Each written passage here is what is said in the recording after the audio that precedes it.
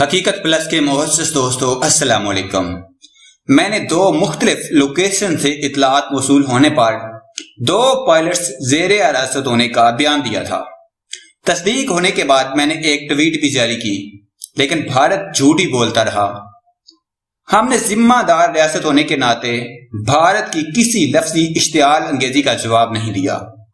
ترجمان پاک فوج میجر جنرل آصف غفور کی پریس کانفرنس۔ مزید ڈسکس کرنے سے پہلے آپ سے گزارش ہے چینل کو سبسکرائب کر کے بیل کے نشان کو دبا دیجیے۔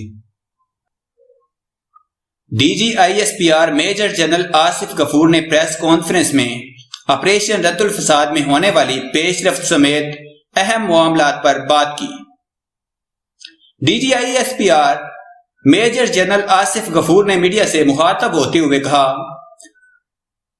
کہ بھارت کشیدگی سے متعلق 22 فروری کو آپ سب سے بات کی،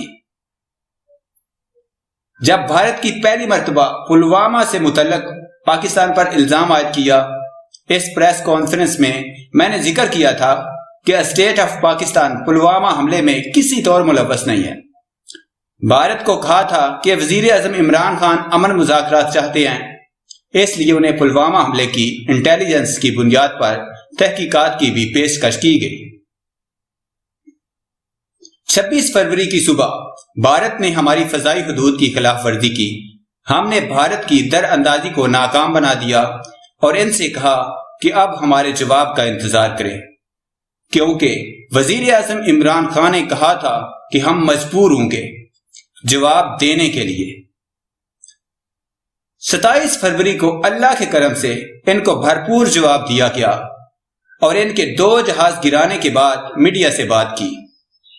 آج 27 فروری کو گزرے 2 ماہ ہو گئے ہیں، لیکن اگر دیکھا جائے تو بھارت 2 ماہ سے ان گنت جھوٹ بولتا رہا ہے۔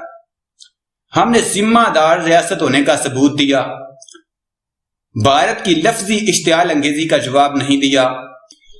جھوٹ کو سچ ثابت کرنے کے لیے بار بار جھوٹ بولا جاتا ہے، جبکہ سچ ایک ہی بار بولا جاتا ہے۔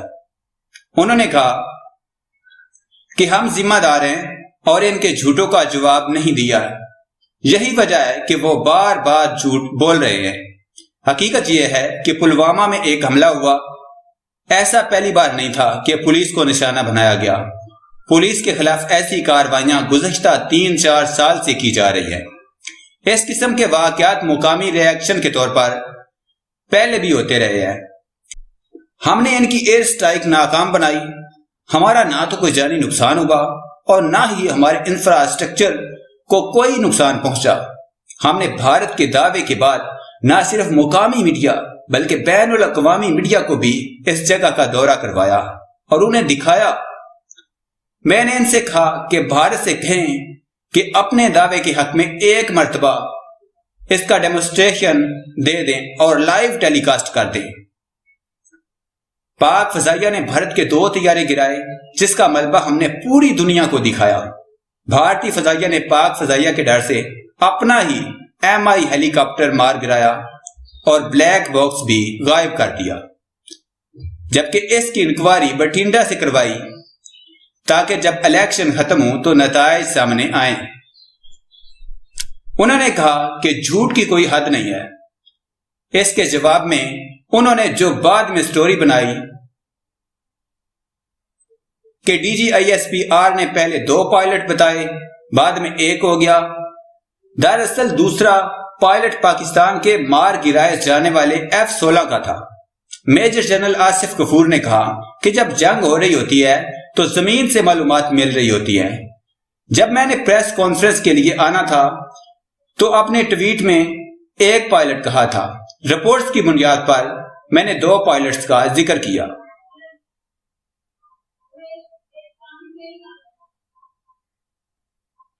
جب میں واپس گیا تو رپورٹس کلیئر ہو چکی تھی کہ 2 نہیں 1 ہی پائلٹ تھا، جو 2 مختلف لوکیشن سے رپورٹ ہوا۔ بعد ازاں میں نے تصدیق بھی کی کہ پائلٹ 1 ہی تھا۔ کسی بھی سہارے جھوٹ بولنے کی کوشش کی لیکن ثابت نہیں ہو سکا۔ امریکہ نے پاکستان کے F-16 طیارے کی گنتی کی۔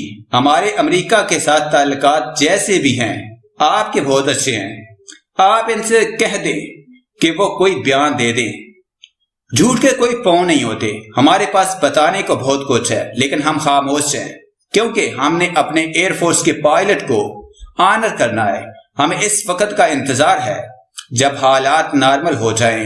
بھارت کی جانب سے پاکستان میں ایئر سٹرائک کا دعویٰ تو کیا گیا لیکن پاک فضائیہ نے جو آپ کو رد عمل دیا اس کا آپ نے کہیں تذکرہ نہیں کیا. آپ نے ایئر سٹرائک رات میں کی, ہم نے دن میں کارروائی کی. آپ نے ایک ٹارگٹ انگیج کرنے کے لیے 4 میزائل گرائے, ہم نے 4 ٹارگٹ انگیج کرنے کے لیے 6 میزائل گرائے. انہوں نے کہا کہ وہ میزائل جہاں گرے اس کی حالت زار بتائیں. جس بریگیڈیئر ہیڈ کوارٹر سے جان بوجھ کر فاصلہ رکھ کر ہم نے میزائل فائر کیا اس وقت وہاں کون موجود تھا یہ بھی بتائیں. آپ کہہ رہے ہیں پاکستان کا رویہ تبدیل کرنا ہے, کچھ چیزیں آپ نے بھی اچھی کرنا شروع کر دی ہیں.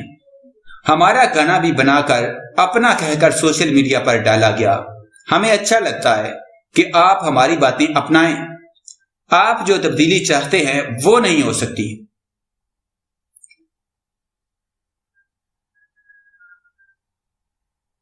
اٹھائیس کو جب آپ میزائل فائر کرنے کی تیاری کر رہے تھے اس وقت ہمارا کیا رد عمل تھا وہ بھی میڈیا کو بتائیں, اور اس رات لائن آف کنٹرول پر کیا ہوا وہ بھی بتائیں. ہم خواہش کرتے ہیں کہ آپ ہمارے پیغامات کو دیکھیں گے اور امن کی طرف چلیں گے. بھارت میں الیکشن چل رہے ہیں, الیکشن میں کچھ بھی ہو سکتا ہے. آرمی چیف نے نیوکلیئر بم چلانے کی بات کی لیکن جس کے پاس ایٹمی طاقت ہو سمجھداری اسی میں ہے کہ اس سے متعلق بات نہ کی جائے. انہوں نے ایک مرتبہ پھر بھارت کو خبردار کر دیا اور کہا کہ آپ ہمارے صبر کا امتحان نہ لیں. اگر کوئی ایسا وقت آیا تو افواج پاکستان 207 ملین پاکستانیوں کی سپورٹ سے اور اللہ کے کرم سے بھرپور کارروائی کرے گی اور 27 فروری کو دہرائے گی. یہ بھی یاد رکھیں کہ یہ 1971 عیسوی نہیں ہے اور نہ ہی وہ فوج ہے اور نہ ہی وہ آلات ہیں. اگر 1971 عیسوی میں ہمارا آج کا میڈیا ہوتا جو حقائق پر بات کر سکتا, حالات کی رپورٹنگ کر سکتا, جو زیادتیاں ہوئیں ان کی رپورٹنگ کرتا, تو آج مشرقی پاکستان علیحدہ نہ ہوا ہوتا. میڈیا نے دہشت گردی کے خلاف جنگ اور 3 دن کی جنگ سمیت گزشتہ 2 دہائیوں میں جو کردار ادا کیا اس سے بہتر کردار اور نہیں ہو سکتا. ہمارا میڈیا ایسا ذمہ دار ہے جو آپ کے میڈیا کو سیکھنے کی ضرورت ہے کیونکہ جو گرجتے ہیں وہ برستے نہیں. حالیہ حالات میں کامیابی پر سب سے پہلے اللہ کا شکریہ, قوم کا شکریہ, سیاسی قیادت کا شکریہ, میڈیا کا شکریہ اور سوشل میڈیا پر موجود ان نوجوانوں کا شکریہ جنہوں نے بھارتی پروپیگنڈے کا بھرپور مقابلہ کیا اور اسے ناکام بنایا.